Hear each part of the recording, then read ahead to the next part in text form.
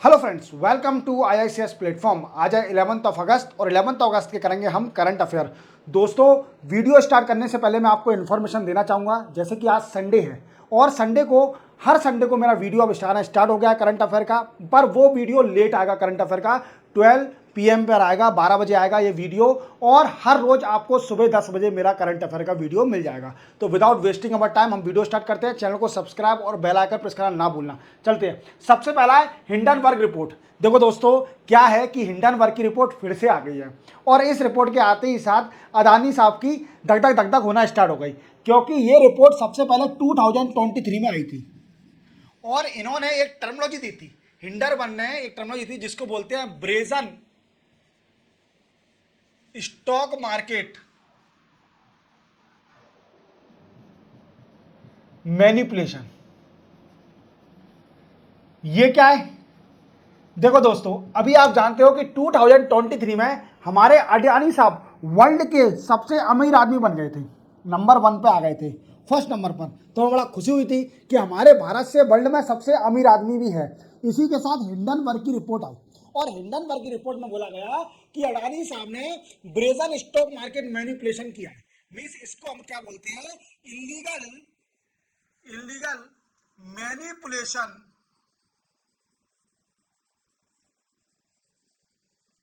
Manipulation price of stock या फिर share in Adani group.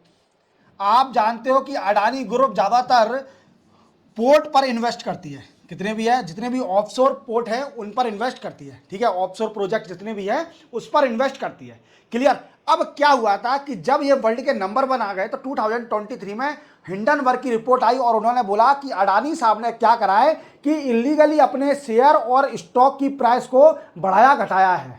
क्या करा है? इलीगल तरीके से अपने शेयर की प्राइस को बढ़ाया घटाया है, जिससे लोगों को कई सारी डिफिकल्टी हुई है। और इसी के साथ क्या हुआ कि अडानी साहब के शेयर गिर गए। अडानी साहब के शेयर गिर गए, और कांग्रेस सरकार जो अपोजिशन में बैठी थी उन्होंने इसकी इन्वेस्टिगेशन मांगी कि इसकी CBI इन्वेस्टिगेशन होना चाहिए। ये जो हिंडनबर्ग रिपोर्ट है, यूएसए की ये रिसर्च बॉडी है हिंडनबर्ग रिपोर्ट, और इसने बोला है कि कांग्रेस अपोजिशन पार्टी में बैठी थी कि इसकी इन्वेस्टिगेशन होना चाहिए। देन आफ्टर ये मैटर सुप्रीम कोर्ट में भी गया था, और सुप्रीम कोर्ट ने डिनाई कर दिया कि नो CBI इंक्वायरी, कोई इंक्वायरी नहीं होगी। CBI, हम ऐसी फॉरेन रिपोर्ट पर विश्वास नहीं कर सकते। हमारी इंडिया की रिपोर्ट नहीं है, किसी ऑर्गेनाइजेशन की रिपोर्ट नहीं है, ऐसे हम किसी पर विश्वास नहीं कर सकते।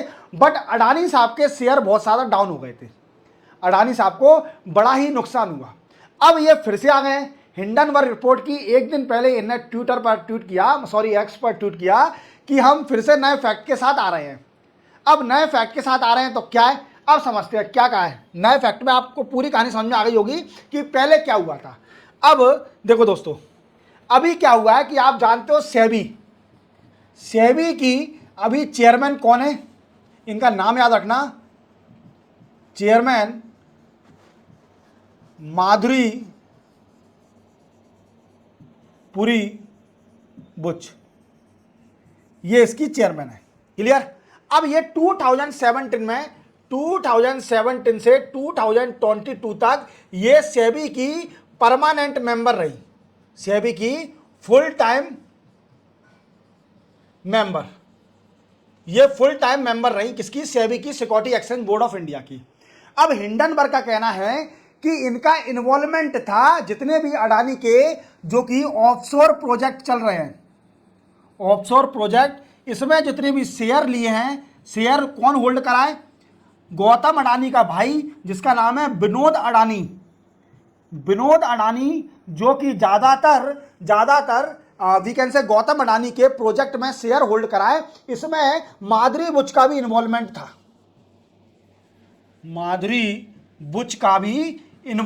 था, उनका भी इन्वॉल्वमेंट था इसके साथ शेयर खरीदने में इन 2017 और 2022 तक। जे जनवरी 2020 में तो चेयरमैन बनी गई थी। इससे पहले ये फुल टाइम और परमानेंट मेंबर थी किसकी? सेबी की। और इसी के साथ बोला गया कि सेबी ने क्या किया, सेबी ने प्रॉपर तरीके से, SEBI did not inquiry in proper way against Adani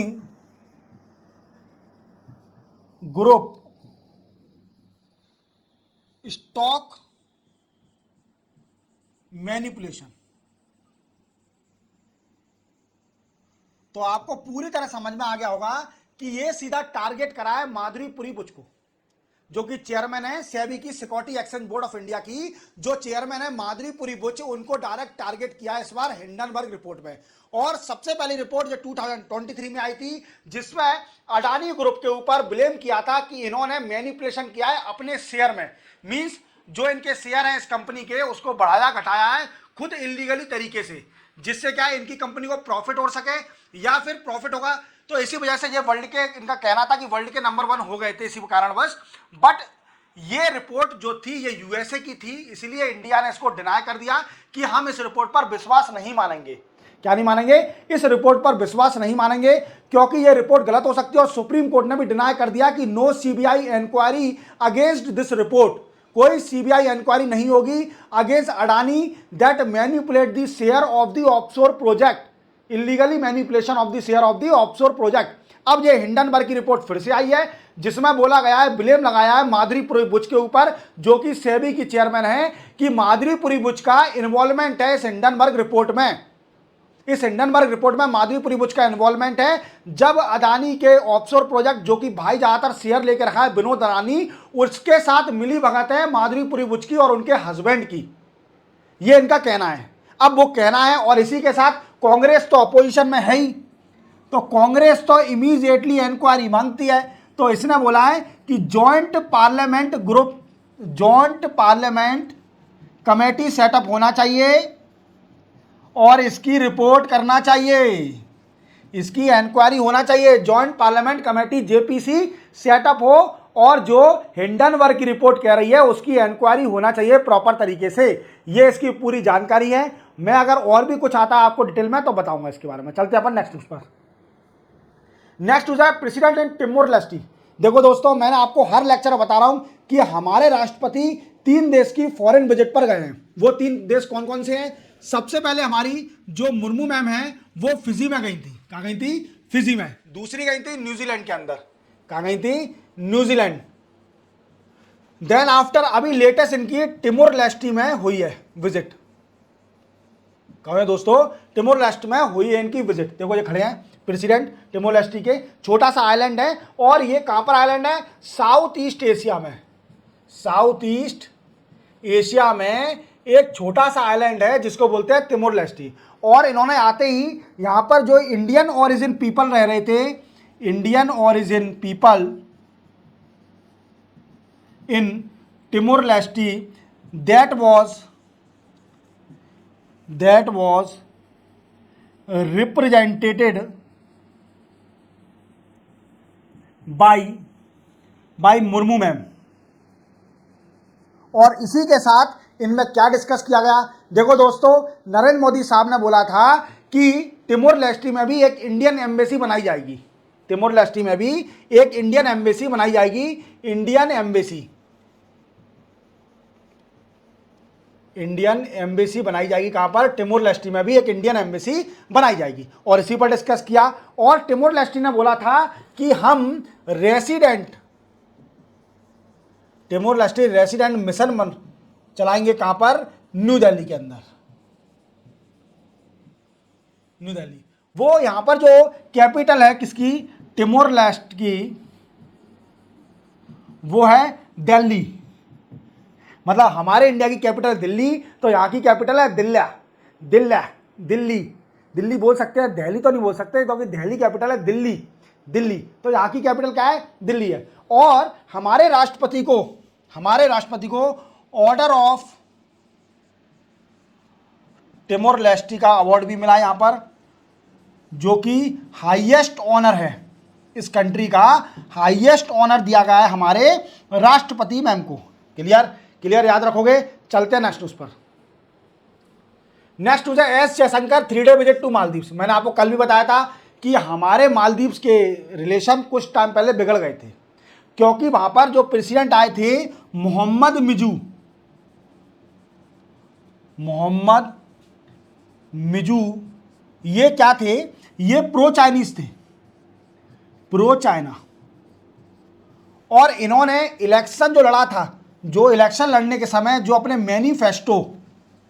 manifesto दिया था, उसमें इंडिया के खिलाफ कुछ उल्टा सीधा बोला भी था। क्लियर। अब इसी के साथ क्या हुआ कि हमारे नरेंद्र मोदी साहब लक्षद्वीप गए। कहां पर गए? लक्षद्वीप। यहां पर जाते ही लक्षद्वीप को प्रमोट करना इन्होंने स्टार्ट किया, टूरिज्म को। अब इसी के साथ क्या हुआ कि मालदीव्स के जो मिनिस्टर थे उनको लग गई मिर्ची। क्या लग गई? उनको लग गई मिर्ची। और उन्होंने क्या किया, एक्स पर, ट्विटर पर नरेंद्र मोदी साहब के कुछ मजाक उड़ा दिया। इसी के साथ कुछ रिलेशन बिगड़ गए। मिजू ने हाथ जोड़े कि हमसे बहुत बड़ी गलती हो गई, हमें ऐसा नहीं करना था, हमारे मिनिस्टरों से बहुत बड़ी गलती हो गई, हम उसकी सजा देंगे इसको। ठीक है। अब क्या हुआ कि कुछ रिलेशन अच्छे होते जा रहे हैं। इनको जानते होंगे, जो है काउंटर पार्ट ऑफ, इनका नाम बड़ा अच्छा है, मूसा नाम है इनका, याद रखना, मूसा। ठीक है, मूसा नाम है, मूसा। संजय दत्त जो थे मूसा भाई, ये मूसा है। ठीक है। अब क्या है दोस्तों कि अभी इनकी मुलाकात हुई हमारे S Jaishankar external affair minister की मीटिंग किसके साथ हुई? वी कैन से प्रेसिडेंट के साथ। जो मालदीव्स के प्रेसिडेंट हैं उनका नाम है क्या? मेरा मोहम्मद मिजू। मैं फिर से लिख देता हूं, मोहम्मद मिजू के साथ मीटिंग हुई। मोहम्मद मिजू के साथ मीटिंग होते ही इन्होंने बात करी कि हम दोनों कंट्री के कॉपरेशन, एनर्जी पर कॉपरेशन बढ़ाएंगे, इंफ्रास्ट्रक्चर पर बढ़ाएंगे, एजुकेशन पर बढ़ाएंगे, क्लाइमेट चेंज, और जितने भी टॉपिक होते हैं सबके ऊपर इन्होंने डिस्कस किया। और इसी के साथ हमारे एस जयशंकर साहब ने वर्चुअल इनॉग्रेशन किया। किसका? Virtual inauguration of we can say water and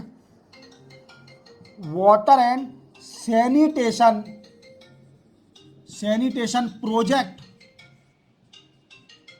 in 28 island पर डिस्कस किया गया। क्लियर। अब ये 28 आइलैंड पर जितने भी वाटर और सैनिटेशन प्रोजेक्ट बन रहे हैं under commission of line of credit, means जो भारत का पैसा है, लाइन ऑफ क्रेडिट लोन दिया है, उसी के कारण 28 आइलैंड पर वाटर और सैनिटेशन प्रोजेक्ट बन रहे हैं मालदीव्स के अंदर। उसका वर्चुअल इनॉग्रेशन किया हमारे एक्सटर्नल अफेयर मिनिस्टर ने। याद रखोगे। चलते अपन नेक्स्ट न्यूज पर। नेक्स्ट न्यूज है state of health care in rural India report 2024। देखो दोस्तों, अभी एक रूरल इंडिया, आप जानते हो कि हमारे देश में 35 to 40% population live in urban area, शहरी एरिया में रहती है, और remaining population 65% population live in rural area. Rural area मतलब ग्रामीण एरिया में। अब क्या हुआ कि एक एनजीओ है, एनजीओ का नाम है transform rural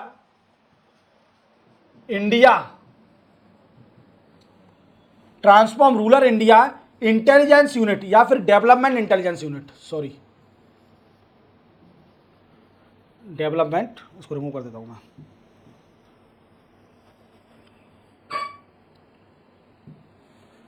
development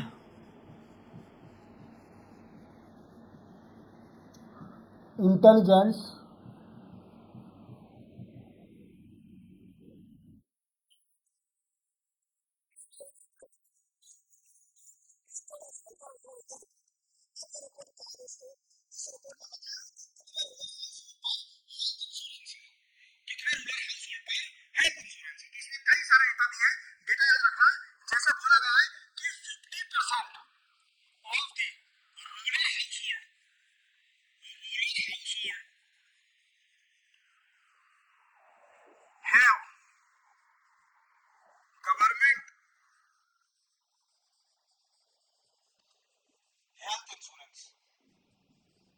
health insurance.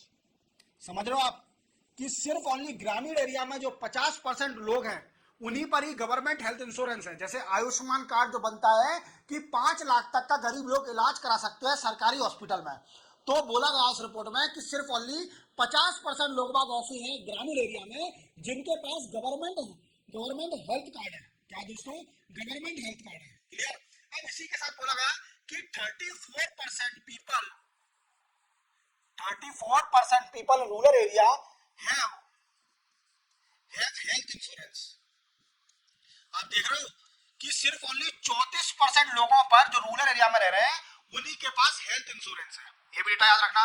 Then after बोला गया, तीसरा पॉइंट क्या बोला गया कि 61% of rural household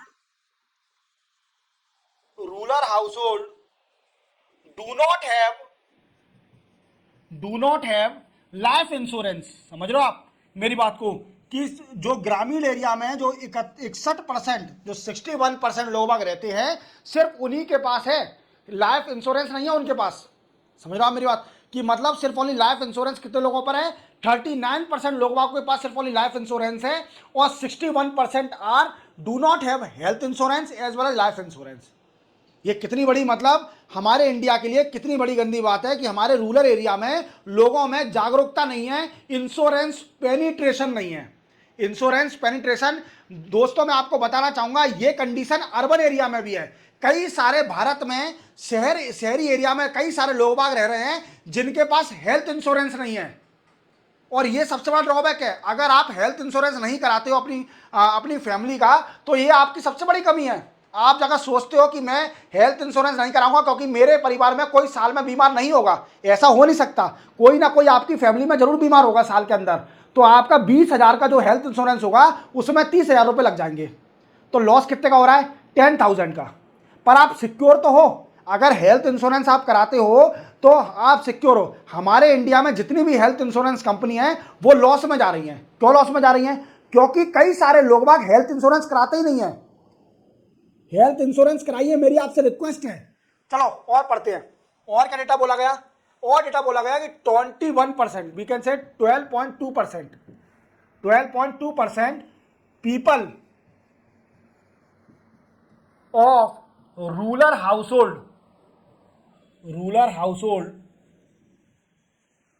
access to subsidised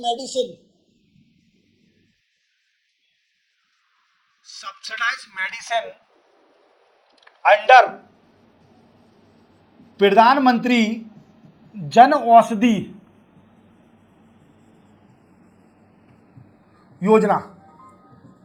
देखो दोस्तों क्या हुआ था कि हमारे इंडिया में जब नरेंद्र मोदी साहब आए थे तो इन्होंने एक स्कीम निकाली थी जिसका नाम था प्रधानमंत्री जन औषधि योजना। इसमें क्या है कि कई सारे ऐसे वीकेंड से मेडिकल स्टोर बनाए जाएंगे, यहाँ पर गरीब लोगों को बड़ी सस्ती दवाई मिलेगी। बड़ी जन औषधि जो केंद्र होंगे इन पर बड़ी सस्ती दवाई मिलेगी, जेनेरिक ड्रग्स मिलेंगे, बड़ा ही सस्ता माल मिलेगा। प्रधानमंत्री जन औषधि योजना, जन औषधि केंद्र। अब ये रिपोर्ट बोल रही है कि सिर्फ ओनली 12.2% लोग बाग है रूरल हाउस होल्ड के अंदर वही एक्सेस कर पा रहे हैं वो जन औषधि केंद्र पर। समझ आ रहा मेरी बात को? समझ में आ रहा है? और इन्होंने ये भी बोला कि जो 34% of rural house hold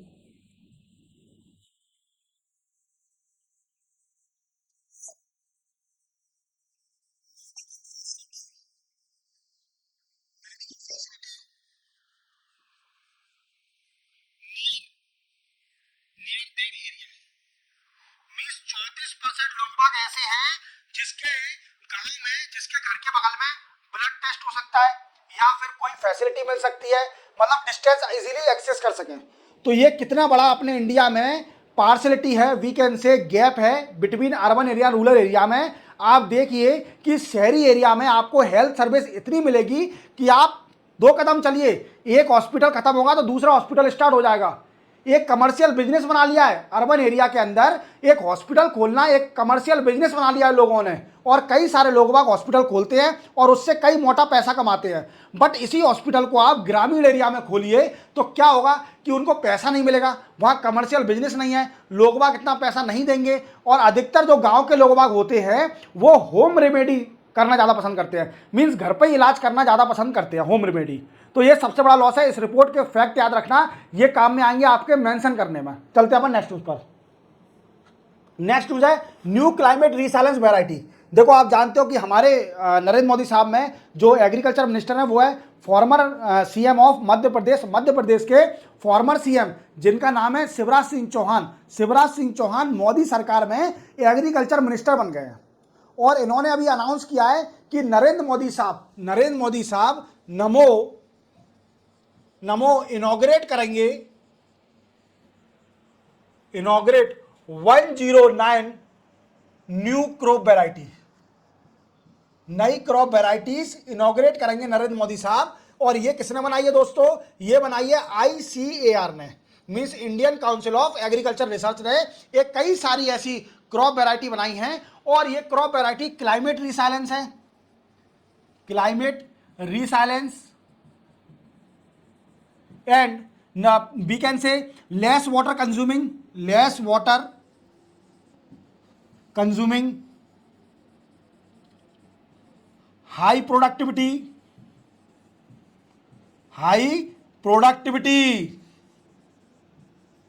clear दोस्तों? तो ये बोला है कि नरेंद्र मोदी साहब 109 नई क्रॉप वैरायटी को इनॉग्रेट करेंगे। क्लियर? चलते अपन नेक्स्ट न्यूज पर। सिंपल न्यूज थी, ज्यादा बड़ी न्यूज नहीं है। देखो नेक्स्ट न्यूज है मुनल सैटेलाइट। देखो दोस्तों, नेपाल सरकार ने एक नई सैटेलाइट बनाई है, नेपाल ने, जो कि जिसको बोलते हैं मुनल सैटेलाइट। क्या बोले हैं? एक नई सैटेलाइट बनाई है, मुनल सैटेलाइट। आप देख पा रहे होंगे भाई, ये एक वी कैन से छोटी सैटेलाइट है, we can say small satellite है और इंडिया इसकी मदद करेगी इसको लॉन्च करने में। क्या हुआ है? Ministry of external affair has signed agreement with किसके साथ? With ISRO commercial arm new space India limited,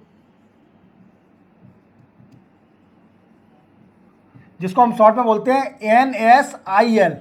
ये क्या है? कमर्शियल बॉडी है। जैसे किसी भी देश को अगर अपनी सैटेलाइट लॉन्च करना है या बनवाना है तो उसको डील किससे करनी पड़ेगी? जो इसरो की कमर्शियल आर्म है न्यू स्पेस इंडिया लिमिटेड के साथ। क्लियर? अब इसने क्या किया है? मिनिस्ट्री ऑफ एक्सटर्नल अफेयर ने डील साइन करी है इसी कमर्शियल आर्म के साथ कि जो नेपाल ने सैटेलाइट बनाई है मुनल सैटेलाइट, उसको लॉन्च करने में मदद करें। इंडिया मदद करेगी इसको लॉन्च करने में। और क्या करेगी? इसका एक PSLV रॉकेट है, इसके जरिए नेपाल की मुनल सैटेलाइट को लॉन्च किया जाएगा। इंडिया नेपाल की मदद करेगी नेपाल की सैटेलाइट को लॉन्च करने के लिए।